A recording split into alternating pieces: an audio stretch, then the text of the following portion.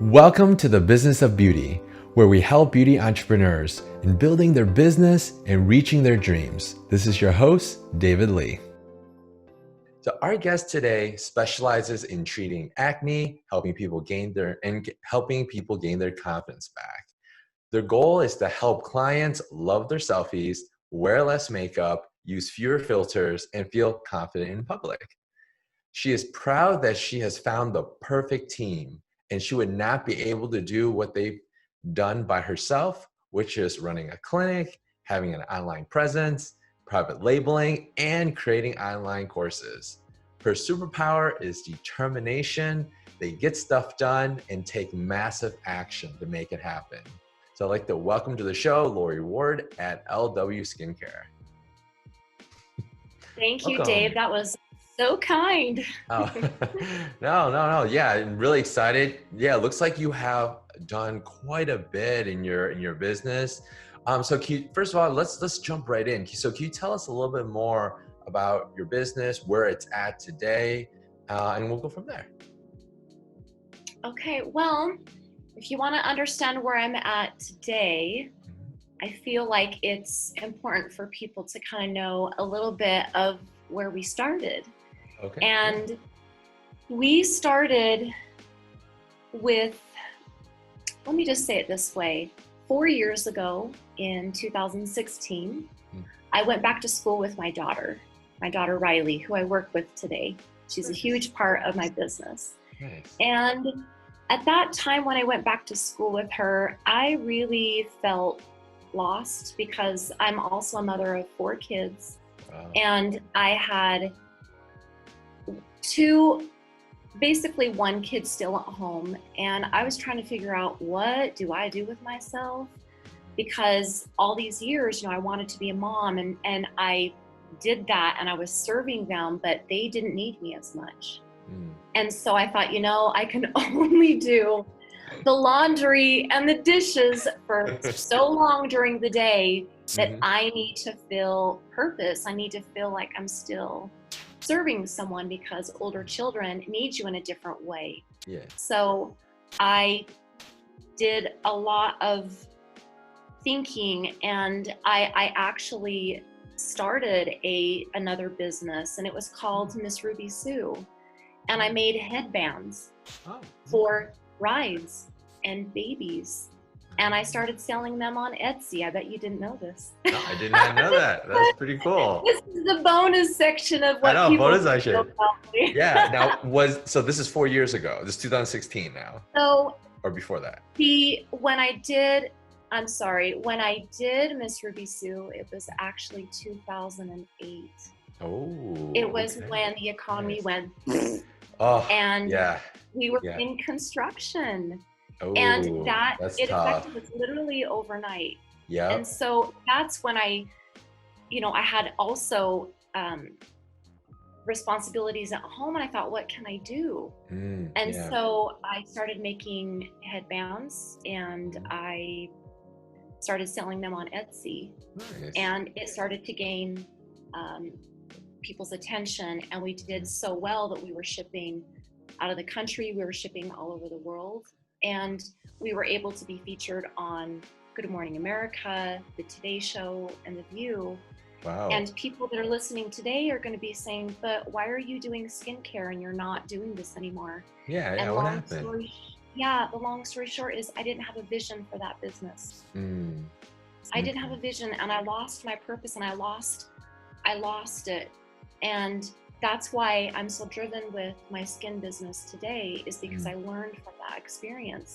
So when I lost my vision for that and I didn't have a purpose, that's when I decided to go back to school.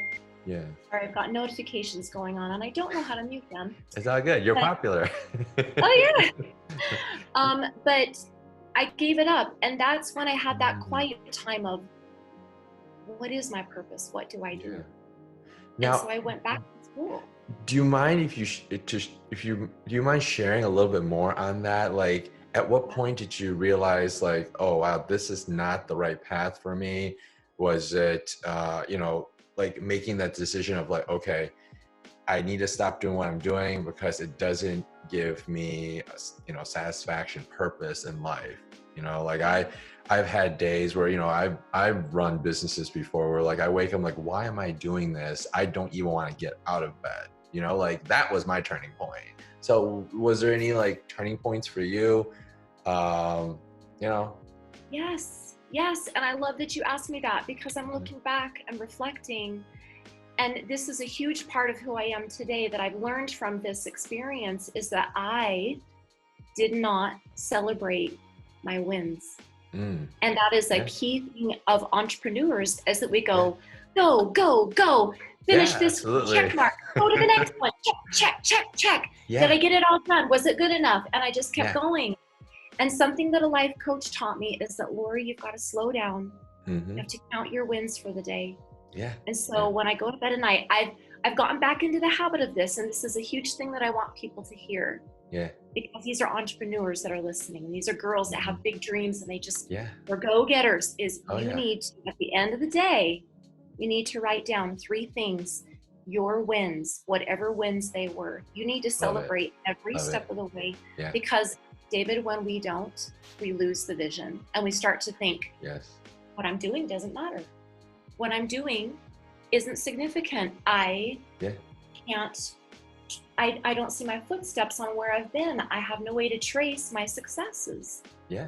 And so that is a key thing that I didn't do then, that I do now, that's made all the difference in the world, is celebrating my wins. So I lost the drive and the passion for that business after about 5 years.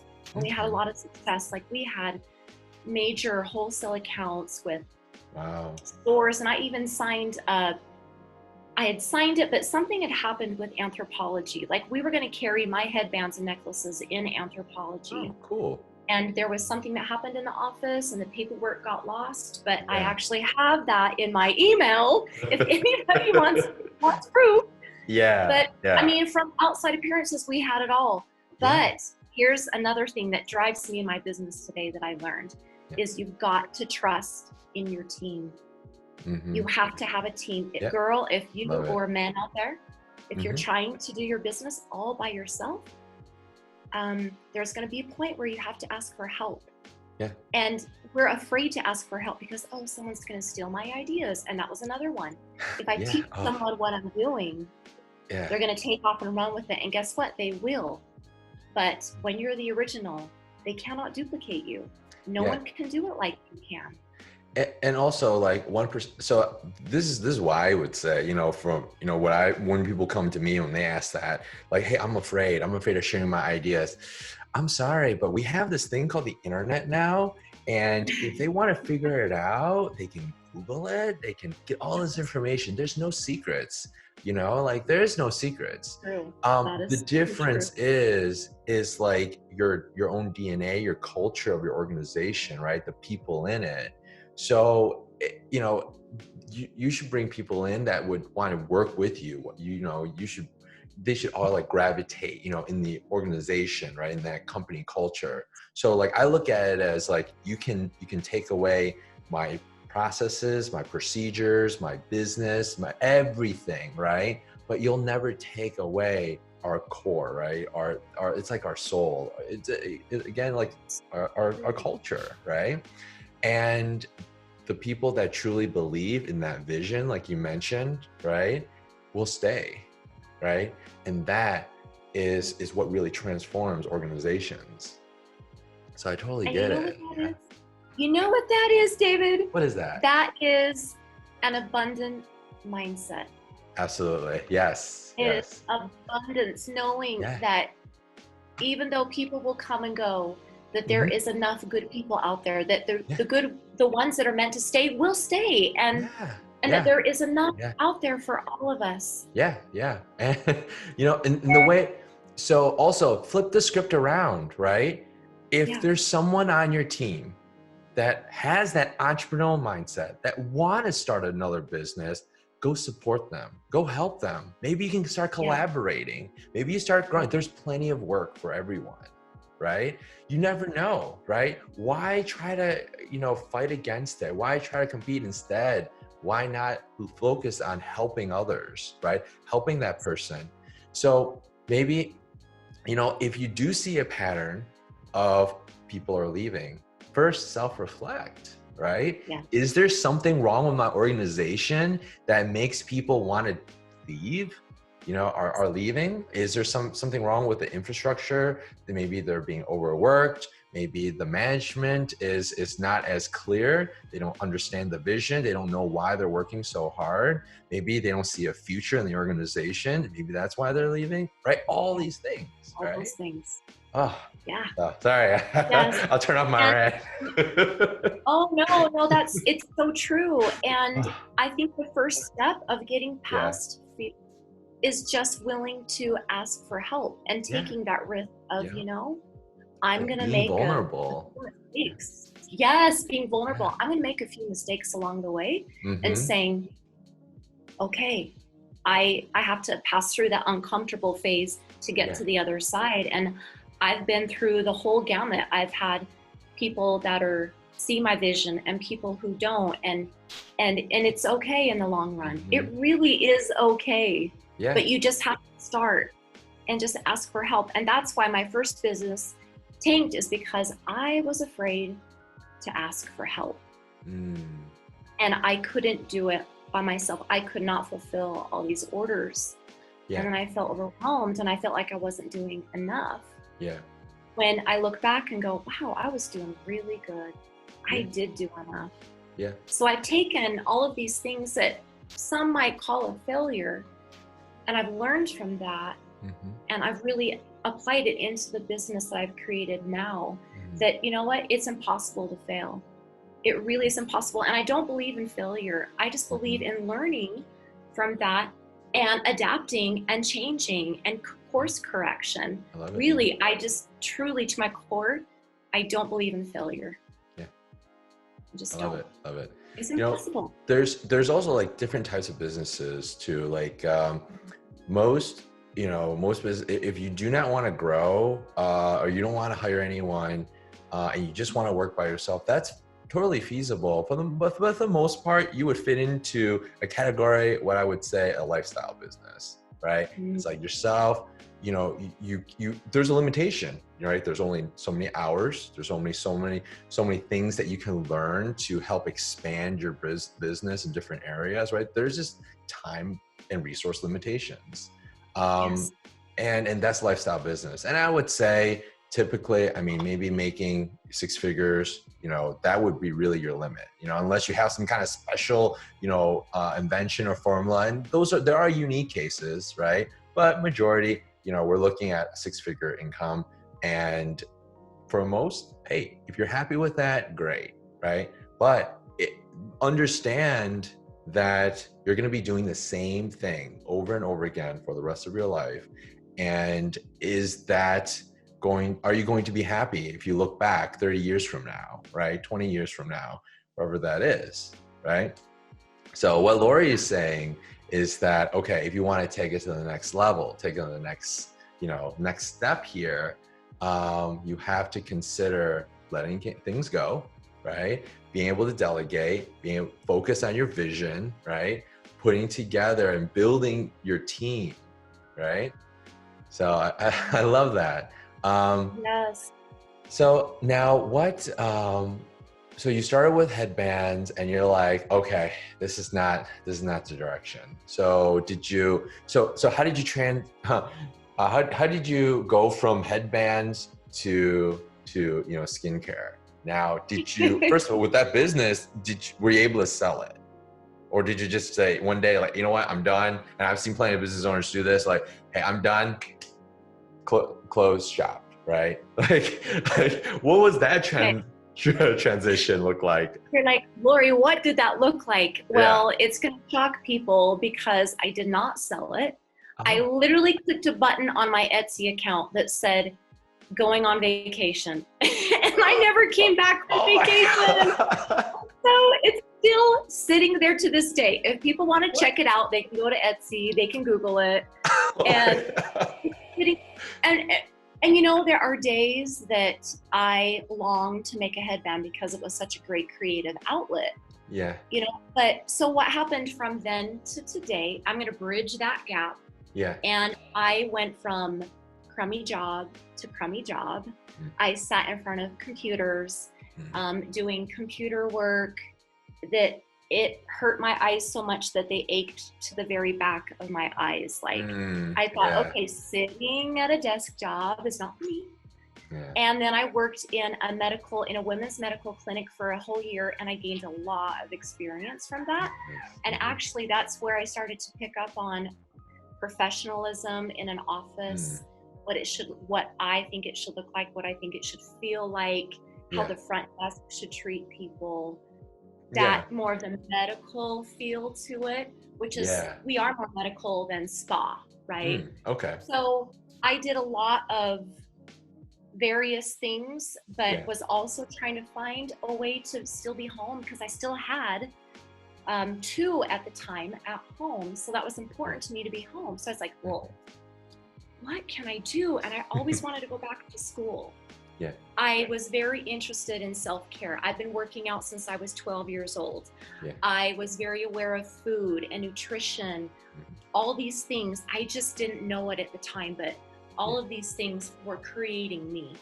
And so then my daughter graduated from high school in 2016, and it was her dream to be an esthetician. And I was like, what is an esthetician? Yeah, what is this? What is that? And at the time, it was just starting to really come into itself. Like 2016, there's Facebook and Instagram is starting to be a thing. Yeah. And social media is picking up, and the beauty industry and influencers starting to become who they are. And I was like, aesthetics. Okay, so what is that? And then I found, it's skincare, it's skin treatments, it's taking care of yourself. It could be makeup, it's brows, all the things. I thought, well, I already do that. I like that kind of stuff. So as she's talking about all of this for all these years, I'm starting to go, that sounds really fun. Yeah. How fun for you. Riley, when you're done with school, will you work on my face? Will you work on me? Nice. She's like, sure, Mom. And then I had enrolled in, I had been taking courses online. And during this time, I was like, I need to go back to school, but I don't know what for. Yeah. And then I was enrolled to go to the college here, a 4-year college. And I was going to finish up my last 2 years to get my bachelor's. And she's like, Mom, school is starting in 2 weeks. I'm so excited. And I can still remember we were sitting at the kitchen table having dinner on Sunday. She goes, Mom, I can't wait. And I said, oh, that's so cool. I wish I could go. And my husband says, well, why don't you just go? Yeah. And the thought had never occurred to me, why don't I just go? Like, whoa.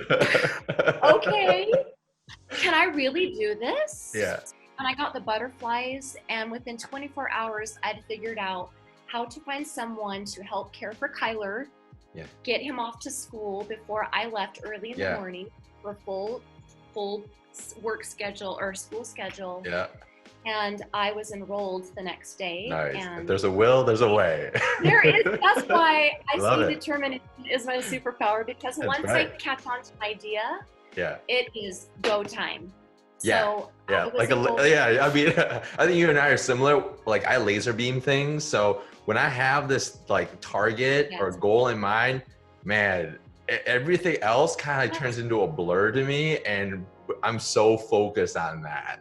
Like, I eat, sleep, breathe that. Yes. And you find a way as if your life depended on it. And that is the difference between people, is some people have a great idea and fear stops them. And some people have a great idea, they feel the fear, and they keep going. Because I could have said, I've got a kid at home, I can't do it. It's too much of a burden, financially, time-wise, this learning something new, seeing other people. I mean, there could be so many negative thoughts, right, that are going through your mind, but you decided to go through with it. And these are thoughts that are just trying to keep you safe. They want to keep you safe. And I felt them all. Like, I had no money, Dave. I had no money. I had to apply for Pell Grants. I had to do the poor girl way, apply for loans. And I found a way, and Yeah. we were dedicated. We went every single day. Mhm. We went early, we stayed late. I Yeah. did job shadowing at a medical spa. And Yeah. when we were done with school, Yeah. I was like, oh, this place isn't hiring. What am I gonna do? And so Uh-oh. I thought, all right, well, I can either wait for this clinic to hire, which would be a year Ooh, or a year and a half, or I can just do my own thing. And I thought, crap, I've done it before and it's hard. Can I do this again? Do I want to do it again? Mm-hmm. So I had to weigh it. Okay, what am I going to do? I had my loan to pay back. Yeah. And I was like, I've got to do it. It's now or never. And so I just started. I said, okay, I'm going to buy a treatment table. I'm going to kick my husband out of this office. I am going to see if I can buy a towel warmer. Like, I literally started buying things one at a time with the money that I earned from tips in aesthetic school. Wow. So do you remember, what was the first item you bought? Do you remember? The first item was, it was a hot towel oven. Nice. That's like, a girl's got to have hot towels. Yeah, so hot towels. I got to have the hot towels, and then I bought the treatment table. Yeah. And then I bought a chair. Okay. And I slowly started building up, so that when I was done with school, I thought, okay, this is go time. And I used what I knew, what I learned from Miss Ruby Sue, like a couple years before, right? Yeah. I understood that social media was important. Mm-hmm. I realized that my target market, who were going to be acne clients, who I'll tell you about in just a second, I realized that they're not hanging out on Facebook. They're on Instagram. Yes. You know, about 16 to 24 girls, typically girls. Makes sense. Guys still have acne, but they're not as willing to ask for help. Yeah. They're getting better at it. Yeah. But that's when I realized I'm going to use what I've learned from social media to start just doing stories. I'm going to figure this Instagram thing out. I had already kind of started an account with Miss Ruby Sue, but I didn't nurture it, you know, but I had understood that, oh, you got to post a story, or you got to make a post. You got to talk about what you're doing. And I used that experience of social media and I brought it into my business. And so that's why I say you can't fail, because everything I learned before, I applied it again. Yeah. Now, so to recap, this was 2016, right? So you within that few months before graduation, you were buying the items that you need to start the business, because you knew that, okay, the location that you were job shadowing at did not have any positions open. So, or you would have had to wait another year. So you started buying tools, equipment for your business, right? And so did you officially open shop, right after you graduated? Is that what happened? Basically, yes. My first client was my mother. And nice. It's always good. Family. Yes, family is so good. Yeah. My mom actually donated $500 to my lash kit because I was doing her lashes in school and she really liked them and wanted me to continue that. So huge shout out for my mom.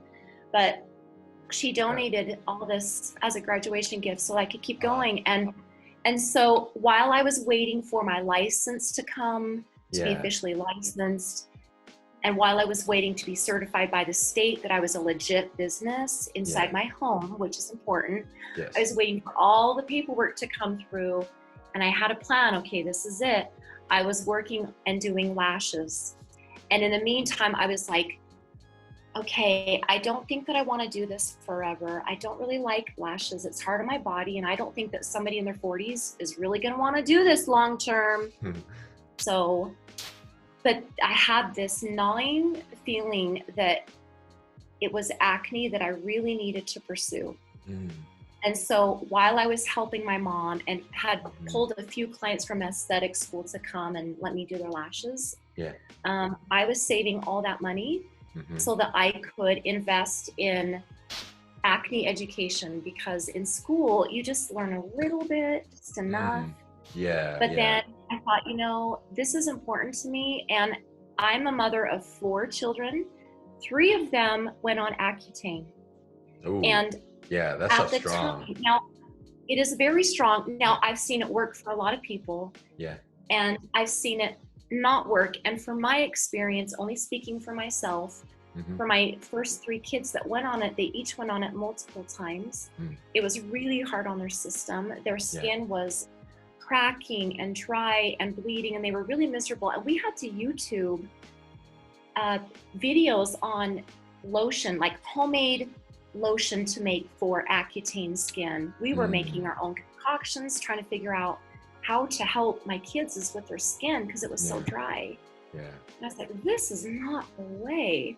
yeah. And that's when I really thought, I need to figure this out. I need to understand why they have acne, how Mhm. I can treat that, and how to help them not be miserable going through this experience. Yeah. So I got the acne education, and I just want to give a huge shout out to Face Reality.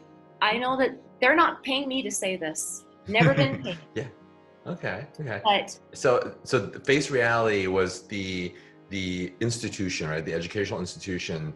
Oh, so did you do it online? Did it you was do it? all It was online. all It online. was So you went through all, the whole program to learn how to help people with their acne, right? yes. And this is another area where I was very determined, and I want Yeah. girls to take heart. I asked my husband, Chad, do you have $700 that I can take? No, it was actually 1,000. Do you have $1,000 that I can purchase my acne education? He's like, I don't have it, because we were so broke. And Yeah. I was like, you can't help me. Oh, and I cried. And I was like, you know what? No was the best answer that he ever gave me. No was the best thing that ever happened to me, because then it lit a fire under me, Yeah. and I saved every dollar, and I put Nice. it towards my acne education, towards that online course. Yeah. And I bought it, and I did everything. I absorbed it. Yeah. I just put it all in. Yeah. And Yeah. that's what really moved the needle. And I had to save up again for my back bar and all my products. Like, I didn't have Yeah. a credit card. I had nothing. Ooh, it's It was tough, all yeah. cash. So for those girls that say, I don't have any money, Yeah. if No you're that dependent excuses. on it, no excuses. You can find a way if Yeah. you're Yeah. determined enough. And that's where I want to inspire other women and men listening. Yep. Don't Yep. take no for an answer. Love Keep it, love going. it. Anyone that tells me they don't have money, I'm gonna send them to this episode. I'm gonna send them to Lori. Like, hey, have you talked to Yes. Lori?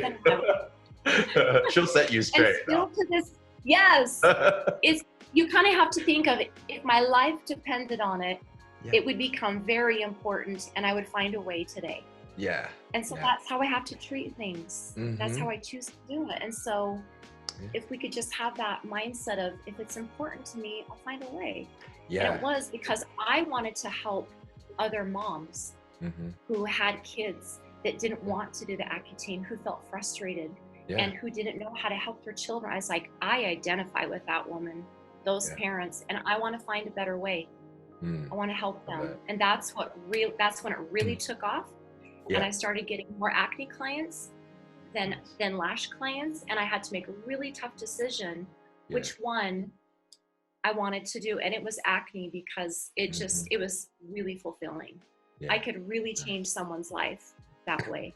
Yeah. So now, after so you were doing lashes, you went through you saved up money to go in to take the acne program. Like, then how long did that take? Are we still in 2016 now? Are we in 2017?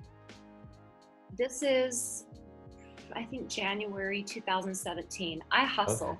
Yeah, you did.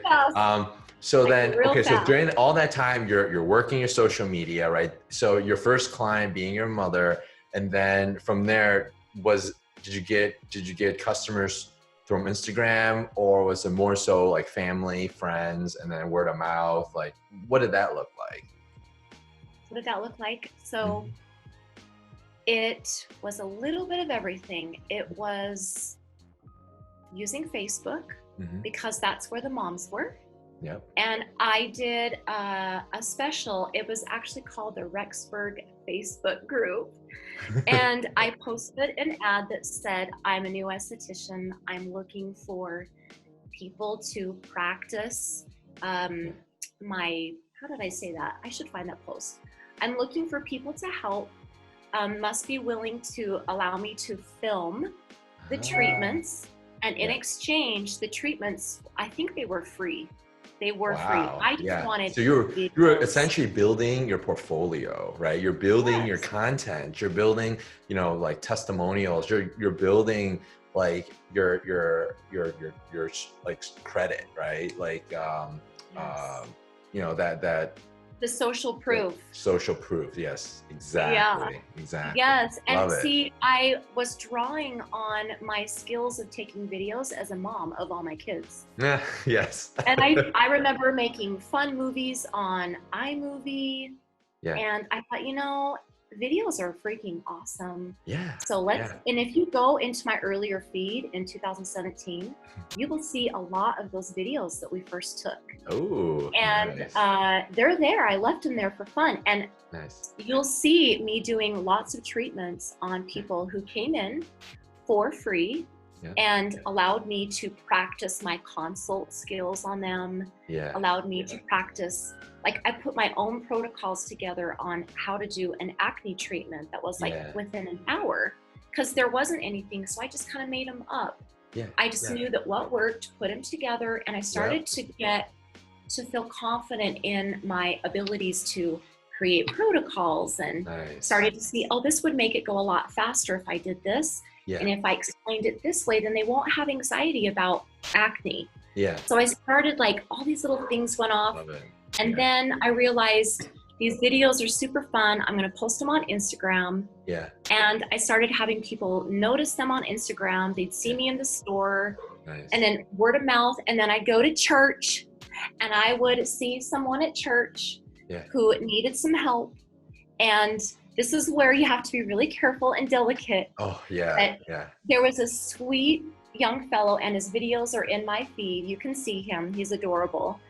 And I begged his mother to please bring him in. Let me treat him for free. I will give you the products. I just want him to use it. Yeah. And he did. He was dedicated. He showed up every 2 weeks. Nice. And I cleared his skin. Wow. Together, we cleared his skin, and he looked so good. And that's when I knew I've got something.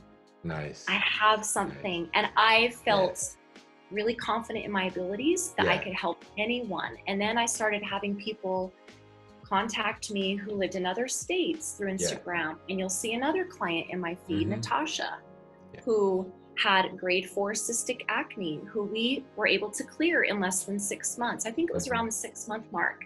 And I was like, oh, this is fun. This is why I'm here. This is it. It's go time. Yeah. I love it. And if you don't mind, let's stop right there for a second. Just kind of go over what you just shared, all these golden nuggets that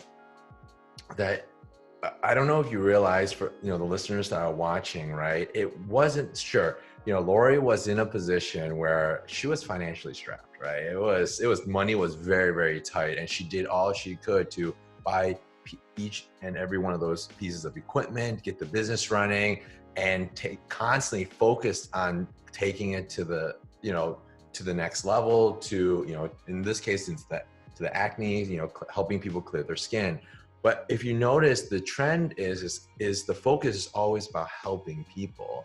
In the beginning, it was like giving away your service. Now, I'm not recommending, okay, you give away everything, you have, but give whatever you can, especially in the beginning. If you don't have anything like to offer, and you're, you don't have the expertise, you don't have the knowledge, and, you don't necessarily want to charge your customers enormous amounts of money if you don't have the abilities or the skills the tools to really back that. So build towards that. And I love what you've done too. You were very transparent about that. So don't try to like hide the fact that, you know, I've been an esthetician for 20 years, right? I mean, people see through that very, very quickly, and you don't want to leave a Yes. bad rep either.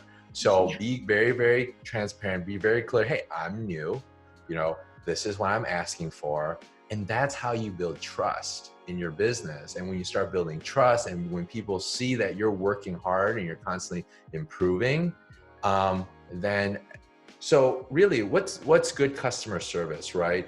It's when you have expectations of their customer, but you go beyond their expectations. That's really good customer service, right? So really, in the beginning, you know, you're being transparent. You're letting people know, I'm new, I just started. Okay, expectations lower from a client's perspective, but you give them so much more, right? Um, that's something that they'll remember you by, and they'll share positive things about your business, right? So I love what you're doing. Lori, I don't know if you realized all this. Like, were you like when you were going through your journey? Did you like have any formal business training, or did you read a lot of business books? Because what you're doing is pretty consistent on what the modern day startup business should be doing. Like, but it sounded like it was really more on intuition, right? Like what you're doing. Did you read any business books? Did you? I don't know. Like, what was that like? Did you have No, time? Right?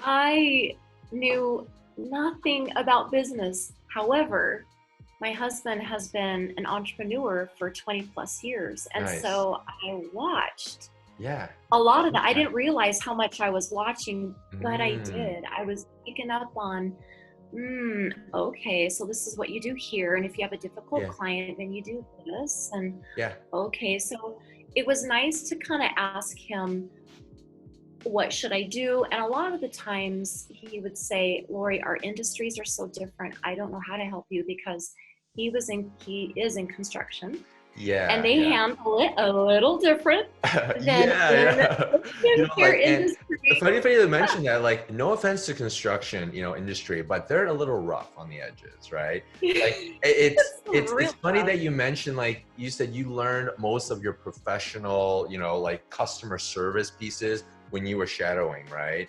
At the medical Yeah. clinic. But you also learn different aspects, you know, from your husband's construction business. So what I love about what you've done is you're like a sponge. You're like absorb the good, right? And you avoid the bad of all the different pieces, right? You don't want to talk like a construction crew, right, in front of your No. clients or in your office, right? That's just the wrong culture. You know, it's the wrong place for that wrong type of business. It just doesn't Yeah, fit. I Nor vice learned versa, the right? You wouldn't necessarily talk to a construction crew with you're the same tone, right? That would be funny to see though. no. I learned a lot of what not to do, and Yeah. I love how you frame that. That's great. I think that a lot of it was, yes, being a sponge. I will admit I am a sponge. I do sit back and I do observe and I do take notes, and that's why I don't react as quickly as people may want me to, because I take a step back and I observe and go, what feels right to me, what's true to me. And for customer service, I know, as being a female and going into clinics, and just, I shouldn't say female, but just any type of service, when I walk up to a front desk, is that person looking me at the eye and greeting me? Are they friendly? Are they warm? And maybe that's old fashioned, maybe that's out of date, but No, that's just I don't who care I what am. I'm generation you're friendly. from or where you're from, you know, respect, courtesy, you know, those are things that should be done, you know, no It matter what. works. It just works. And that's Yeah. how I still am today. Like, if you were to talk to me in the grocery store, I'm going to talk to you the way that I am now Yeah. as I am in my clinic. I have disliked being, I just don't think that people appreciate, and it's not being authentic to be one way here and one way there. It's just too much work. Yeah, It's it just is. easy to be yourself no matter where you are. And I'm naturally very friendly. Yeah. I naturally am. Yeah. That's the It's, and the another thing to look at too, being an entrepreneur, being a business owner is extremely stressful, and there's not enough time in the day, right? The last thing, I would look at is trying to have different like personas, different type of voices, like putting on a different mask, right, or face, just because it's hard to track, B, it's just like, it's pointless work, right? I have enough things to worry about. I have enough stress in my life. I don't need that. So this is what you're going to get. Okay. Any time of the day. Right. And it's easy. And I don't have to turn it on. authentic. Yeah. People want authenticity. They can sniff someone who is not being true. They can smell it. And I thought, it's just easier to be authentic. Yeah. And people like that. They need that. They're desperate for it. Yeah. Someone to be real. Yeah, exactly. Now, I have to make it also clear, there's a line too, like there's a piece of being the core of being authentic, but it doesn't mean being, like super casual and disrespectful. Maybe, when you hang out with your friends, you can say some crazy things, right? But when you're in front of a customer, that tonality, that difference, but you are still who you are as a core, but your words, you're more respectful, to your customers. Now, it's not like, they're your best buddy from high school. Okay. So you have to be, you still have to be, you have to understand your audience, right? In your communication. So that is the key. So, there's that fine line, right? And it's healthy. It's okay to, when you're sitting in a staff meeting with your employees, that you need to talk about some hard things, and you just need to let a few things out, and then you're in a safe place. And then when you are with your, with your audience or with your clients or whatever it is, that you've got to turn up that knob of being the best version of you. You really have to turn that up. But I agree, there's a time to just let it down, just go home, kick your feet up. Love that. So now let's go back to your timeline. Okay, so we're in 2017. You started helping customers, people with acne. So now at that point, were you working with your daughter? Was she working with you in your business, or like, what did that look like? It was just me. I'm glad you asked that. It was just me. I was doing it by myself. Yeah. So where was your daughter? Was she still in school? Did she graduate? Yeah. So Riley, when we both graduated, I made the decision to start this. Yeah. And she made the decision to go get a job at Paul Mitchell, which is a beautiful hair school here in Rexburg. And she worked there for a little over a year. Mm-hmm. And in that time, I was able to build this up so that it was ready for her to come in. Yeah. And she also learned a lot of great skills at Paul Mitchell. Like, she was at the front desk. Nice. She learned how to deal with difficult customers and helping their experience. Difficult customers, who gets those? Right? But learning how to operate and manage phones and people. Yeah. She was on time. They loved her. And I was so grateful that when I said, Riley, I really need your help. I'm feeling overwhelmed. I'm starting to hate my clients. I'm starting to hate what I do. Yeah. And it's okay. It happens to all of us. Yes. I'm like, okay, if I don't make a change, I'm going to burn out. And guess what? I'm going to dump it again. Yeah. And we don't want that to happen. Again. Yeah. And I swore I'd never do that again. And I had to make that decision. I went, ooh, I'm starting to feel these feelings again. Yeah.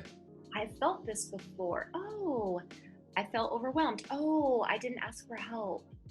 Okay, I don't want that to happen again. I don't want to be a quitter. Yeah. I'm not a quitter. And so I said, okay, pivot, ask for help, ask Riley. Yeah. I brought Riley in. So was she your first hire? I actually hired another girl to come and help me before Riley. And when Riley saw that I hired someone else, she's like, oh, no, I'm coming too.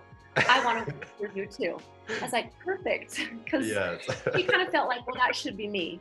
Oh, so she did come on, and then eventually the other girl left and Riley stayed. Oh, and then we were able to hire more people as we went along. But funny story is that we turned a pantry into a second treatment room in my home. Oh, and nice. That's where we put her. And that worked. It's actually really beautiful. It worked. And we had a separate entrance into the house.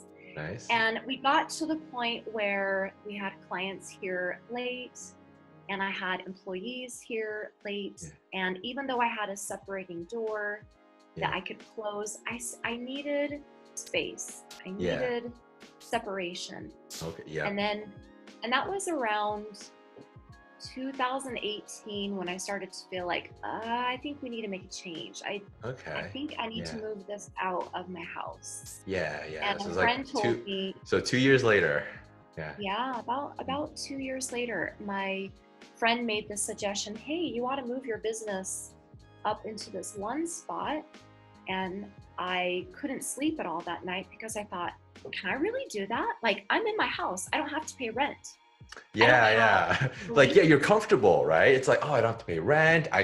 It's right here. I don't have to go anywhere. Right? You're in your comfort zone. I'm home, right? I'm home when Tyler's here and all the things. And I wasn't able to sleep because I was kind of excited and kind of terrified at the same time. Like, can I do this? Do I have enough do I have enough clients? Enough revenue coming in to cover rent plus other things, right? Yeah, and so that's when someone can hit another upper limit in their head is, can I do that? Is it possible? Do I have enough? Can I really pull this off? And that's when I started to really look at the idea of moving my business out of my house and into a real storefront on Main Street. Nice. And we found a perfect location at the end of 2018. And it started getting real. And I started taking business coaching from a friend who was an accountant who also runs a really successful clothing boutique here in Rexburg. And I coached with him every Monday for 2 hours for almost 6 months on how to, and this is crazy, but girls need to hear this, people need to hear this, is that we had to change our mentality from a small business to a big business. We had to go, okay, how does a big business operate? If they have virtual clients, what does that look like? Does it look like handwritten notes? Or does it look like systems and processes from online services? Does it mean that we handle cash differently? Does it mean that we actually start counting the till? Does it mean that we start paying attention to our expenses? Like, Dave, we had to go from little mindset to thinking big. And that is not an overnight process. That takes help. And that's when I had to reach out and say, can you help me adjust? Because I wanted to make that jump in the lily pond, from this lily pad to this lily pad. I wanted to make it as smooth as possible. So I invested in coaching and having him tell me, okay, we started with our menu. What does it look like? What are your margins? What's profitable? What's not? Keep what's profitable. Dump the other stuff. Focus on that 80% that only takes 20%. The 80-20 rule. The 80-20 rule. Yes. I love it. Yes. And so we're like, okay, what brings in 80% that only requires 20% work? And who are your 20% best customers that bring 80% of your revenue and profitability, right? That's it. That's exactly it. Yeah. So we made a lot of adjustments. So by the Yeah. time that we moved our clinic, we started demoing December 2019, and we moved into our clinic April 2019. Okay. And by the time we made that transition, it was smooth. Yeah. It was beautiful. Yeah. Clients were excited, and we shared every bit of that on our social media. Nice. Like everything. Yeah. We shared the demo. We shared the process, because this is another thing that I want listeners to understand, and this will help them so much on social media. Yeah. Don't wait for the perfect moment to show it. Whatever you're working on, show them the journey, show them the process. Yeah. Take them with you. You can pick and choose what you want to share with people, but people love a story. They want to see the process. They want to celebrate with you. People love growth. Yeah. People love to see someone grow, because that means that they can do it too. Yeah. Yeah. They can do it. Yeah. And so I've always, yeah, I mean, yeah, exactly. And your customers, they like to see your journey, right? And and you're allowing your customers, your fans, to be part of your journey. And now it's more than just a service that you're providing. It's something that, yeah, you know what? I feel like I'm part of it. You know, I'm contributing because I'm, coming here as a customer, right? Yep. And they feel like they have ownership in that. Yeah. Because when we came out with our skincare line, they were like, "Oh my goodness, I've watched you from day one. Yeah. I watched you when you first became an esthetician," or this is the best one, "I watched you when you did Miss Review Sue, and I followed you this whole time." Nice, So nice. Love that's it. how people remember you, is, "Oh yeah, she used to be the girl that did this," and give them something to remember you by. Yeah. Yeah, exactly. Yeah. Yep. I love, and one of the things I've learned over the years, actually, and it's said multiple times too, and you probably have heard about this too, is when you're operating, thinking about like the big business mindset, when you're looking at, building your business, growing your business, build it as if you're able to sell it. Okay. And not saying you're going to sell it today, right? You might never ever want to sell it, but think of it this way. If you were to sell your business today, what is of value from the investor, right? The person buying it, what would they buy, right? Would they buy just a list of clients? Is that really that valuable? Just a list of clients, essentially your database, right? Or can they buy your processes, your procedures, your marketing, your brand, right? There's value in that. Think of how much the Apple brand itself, that Apple logo, how much that is worth, right? That's quite a bit. So think of it that way. So if you were to sell your business and an investor were to buy it, what would they really be buying? Right? And if you were to leave this business, let's say you go on vacation for a month, 2 months, 3 months, will the business still stand? Right? Will it grow? Right? And if it, and that's my definition of success to a business. If I were to step away from my business and I come back 30 days later, the business did not shrink. As a matter of fact, it grew. Wow. My job is done. Right? Success. I've achieved it, right? I mean, of course I always want to grow and make it bigger and make it more exciting, but that's the way, I look at, all right, taking it from the mom and pop shop, the lifestyle business to the big business mentality, right? So love it. That's a lot, Dave. That causes me to really reflect. And I think that is probably one of the most profound questions that I've ever been asked. And maybe, I don't know if you were actually wanting an answer from me, but I would dare say that what they're purchasing, if a buyer were to come in, what they would be entrusted with is a reputation of, Mhm. I'm going to get emotional. That's so good. Yeah. That means I'm really tapping down into my heart. They would be my heart. That is what people, Yeah. that is why they follow, Mhm. is a Yeah. heart that is service oriented. Yeah. And whenever I am heart centered, that is where we make the most change. And so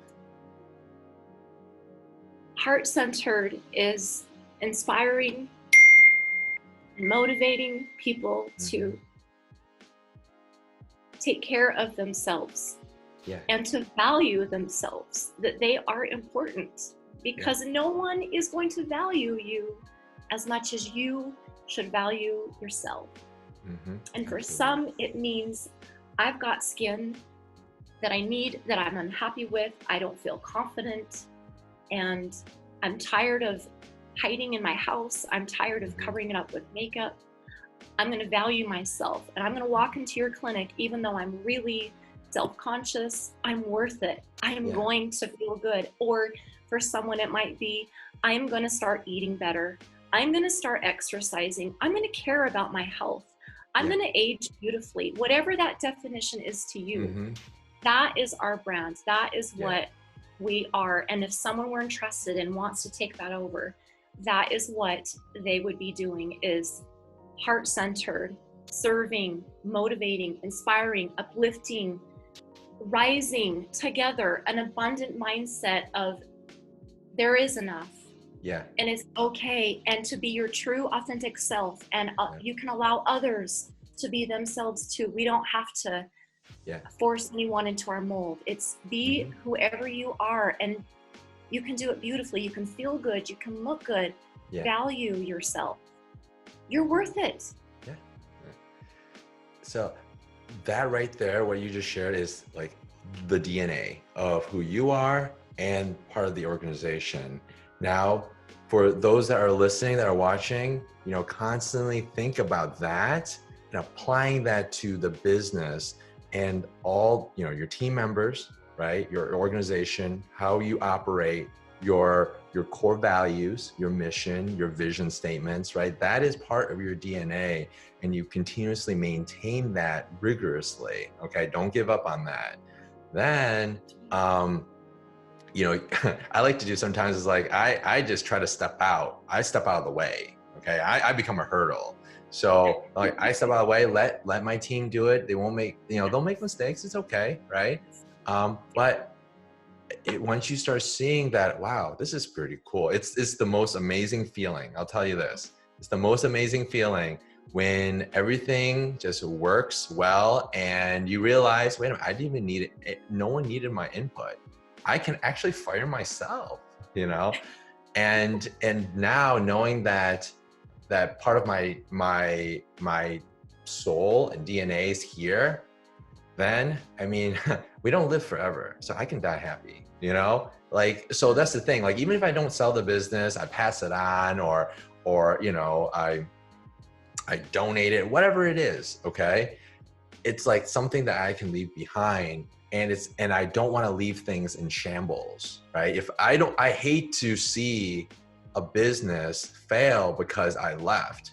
That means I failed as a leader, Yes. So Agreed. that's something to keep in mind. I know this is a little deeper and a little further down your business journey, but that's something also always in the back of your mind, right? I want you to remember that when you're building your business, right? It may have started with, a situation where, like, okay, I can't find a job, or I don't really like my boss. I know sometimes some of these reasons may be really petty, but you have to look at, if you want to stay in this game, right? As an entrepreneur, you have to understand, these other pieces, your values, your vision, in order to build a sustainable business beyond you. Okay. And that's what I look at when I'm building a business. So I love what you're sharing. I'm taking that to heart. You're teaching me. That's so good. Absolutely. Thank you.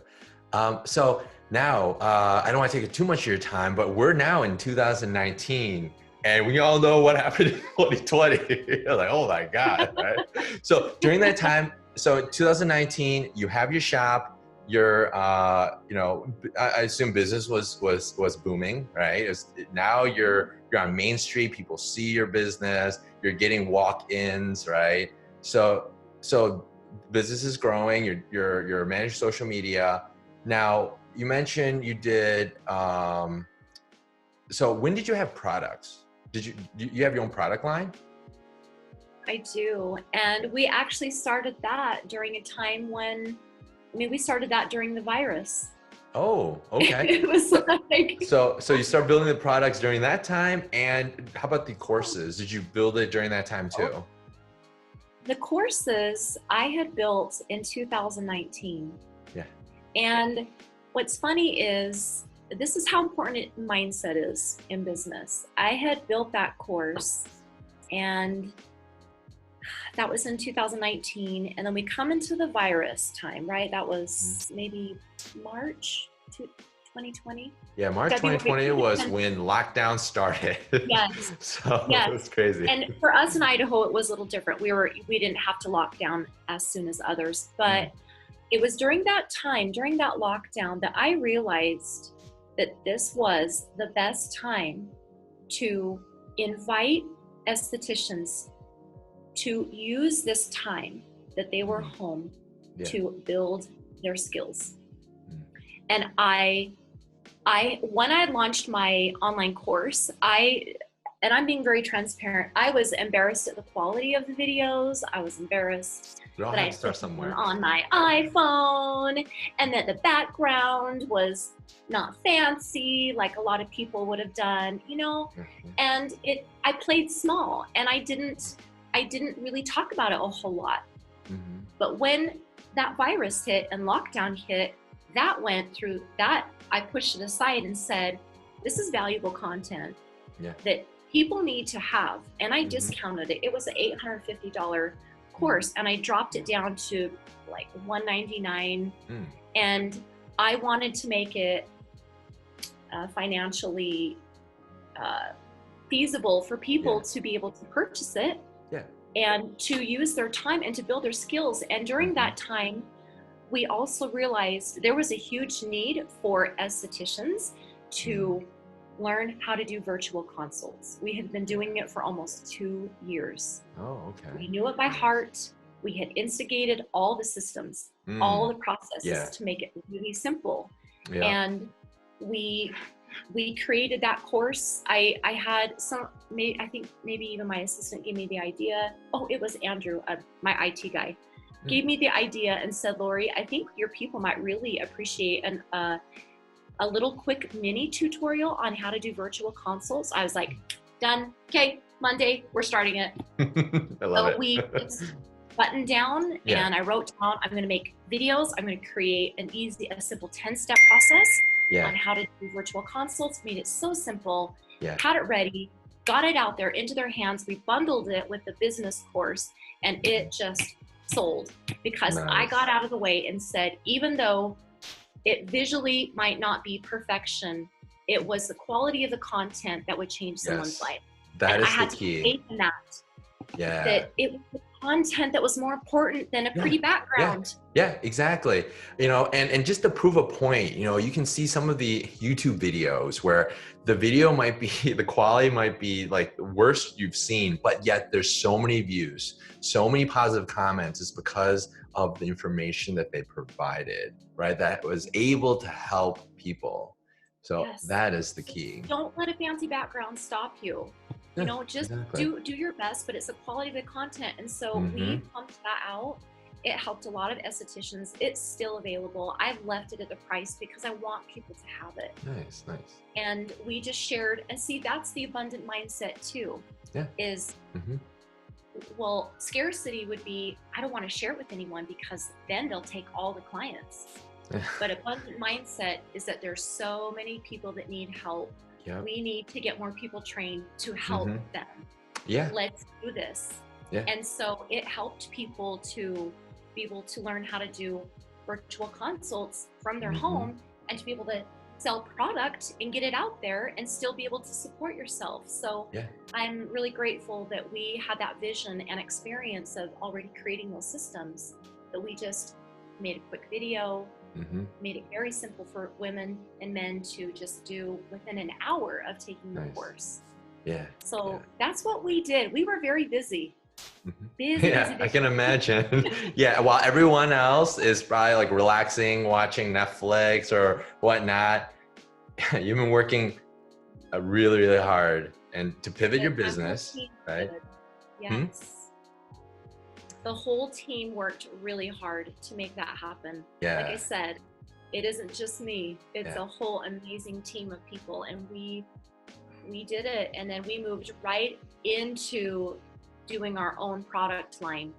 And we did it at probably the worst time, but yet it was the best time because we, you know, I had the mental bandwidth to go, this is really important. This needs to happen now. So we did it. So you mentioned your team. Can you share a little bit about your team? What does your team look like? You know, your structure. Yes. Okay. So what we have is we've got Elizabeth, who is my graphic, basically my right-hand woman, who I just tell her what I need. She makes it happen. She also helps with the product. She helped create the labels, helped order all the containers, helped make, like, she's the one that keeps track of everything because there's so much that I just can't keep track of stuff. So she is like the brains. And then I have Andrew, who's an IT guy who helps with big commerce. He helps with anything. He lives in, I think he just moved up to Vermont, but he was in Florida. And everyone needs a good IT person because that's a big time suck if you don't have some help. And if you sell products online, it's really nice to have someone that helps you. Like, we have a monster system that I need someone to help with. So he does that. Then I have Sadie and I have Riley as my estheticians. I have Rose, who works at the front desk, and Sadie also helps at the front desk. And then I have Jory. So there's about 8 of us who help run this. And that's my right and my left hands. Is all these people. They're amazing. I'm so grateful every day for them. I love it. And it's the total 180 from your band business, right? Headband business. Right? It is. It is. And knowing that there is enough, like, we work together and there will, when you do your first payroll, it's terrifying. But then you're like, okay, I can do this. I can do this. Nice. So, thank you so much for all your time. Let's wrap up by let's talk about, the future. What are your plans for the rest of 2020 and the next like 3 to 5 years? Where do you see your business going? You know what, Dave? I'm actually kind of scared to look into the future because I'm at this point now where I'm going, okay, so my goal for 2020 is to be $1 million company. Nice. And we're getting there. Nice. And I would say I've kind of hit another upper limit of, can I go to the next step? So if people think, oh, Lori's got it all together, I'm actually wondering, what does Lori want next? And that's really important to ask yourself. What do I want next? What does that look like? And to visualize, because once you visualize it, then the universe gives it to you, but it can't give it to you until you... if you don't know what you want, right? So I'm going to be very, very open with you. I'm still trying to figure out, what do I want? I actually had it written down. What do I want? And it's going to take some quiet time because I'm now, like, I'm able to do basically whatever I want, but the goal is to always help as many people as possible. And that is our medium through that is going to be through gut health and through skincare and those two are for sure. And I think it's just Yeah. going to be expanding those, Yeah. like really expanding and getting that out there is, yeah, Yeah. it's Yeah. a lot, Oh yeah, but I totally get it, because crazy.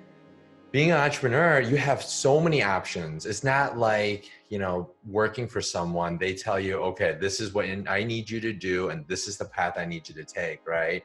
Now, as an entrepreneur, you have so many options, like even scaling a business, right? You can add more product lines, you can add more, you can work on service lines, you can expand on, not do that and grow geographically, help different demographics, maybe different types of skins, different ethnic Yeah. groups, right? I mean, the ideas go on and on and on and on, but it all kind of boils down to, what do you want to do, right? Where do you want to start, and what Yes. really, fits the best into your vision, right? Yes. And I want people to hear me say this, that it's okay if you don't know. Yeah. Find a quiet place and an hour of what do I really want, and let yourself Bingo. dream. You know Yeah. what, Dave? I've got to let myself dream again.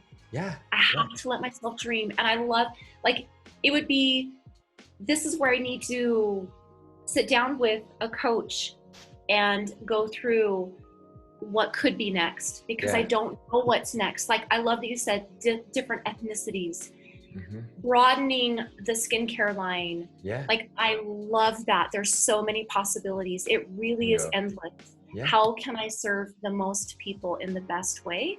And then Exactly. go for it. But yeah, it does take talking with someone and Yeah. getting more Yeah. ideas on what's out there, because Yeah. honestly, I don't know what's all out there. Mm-hmm. Mm-hmm. Yeah. I'm And open to it. yeah, and being an entrepreneur, constantly, focus on working in the business, it's like it's hard to sometimes step out and stop and smell the roses, looking at the big picture. So you kind of have to tell yourself, like, hey, I'm gonna stop, put a pause, even let my team know, hey, you know what? I am doing a 1 week hiatus. I'm out of here, right? Don't talk to me. I'm shutting down all social media. Someone else manage the accounts, right? And I am going, where I can actually hear myself, even breathe, right? And then those are the times when I have the best ideas. The funny thing is, like unfortunately, it's harder to do this now, but whenever I travel, whenever I'm on a plane, and when I'm on a plane, I pretty much, I mean, you technically can get internet, but the internet's terrible. But I shut off my internet. I can't do that. It's just kind of limited, right? So I put on my headphones and I just start writing, and I start coming out with some ideas for the business. And that's when, like, oh my God, why didn't I think about this earlier? Well, I didn't stop to allow myself to do that, right?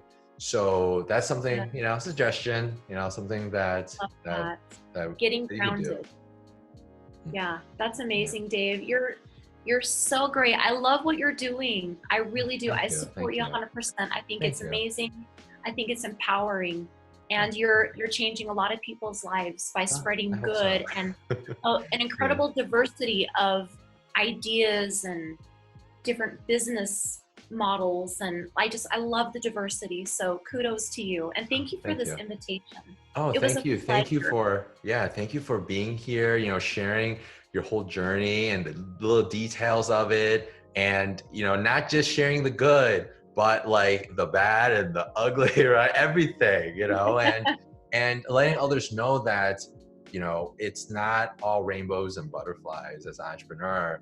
There's actually more hardship than there are, the glamorous wins, which we all mostly see. And because it's easy, it gets more eyeballs, right? People get more excited about, oh yeah, so and so just became a millionaire, or just became, they just bought this beautiful house because they're a business owner.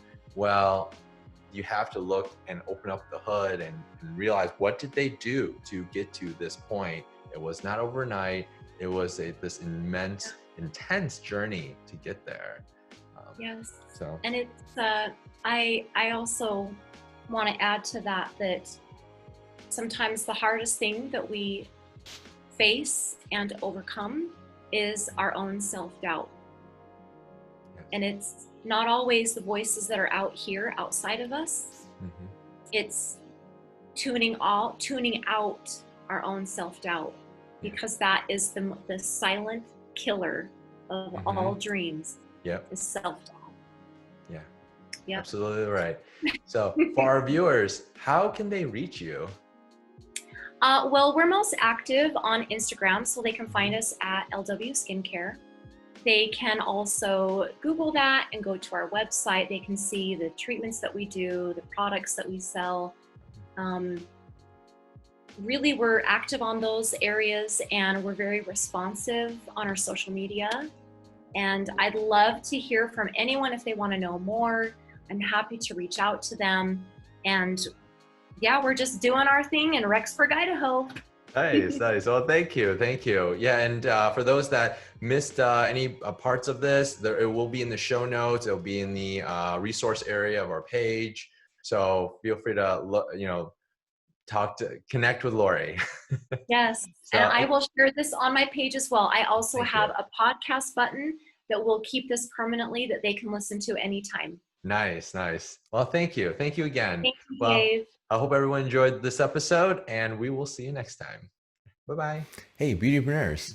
I'm David. My team and I created a website kit for fellow entrepreneurs looking to grow their business online, whether it's e-commerce or a service-based business. We've got you covered.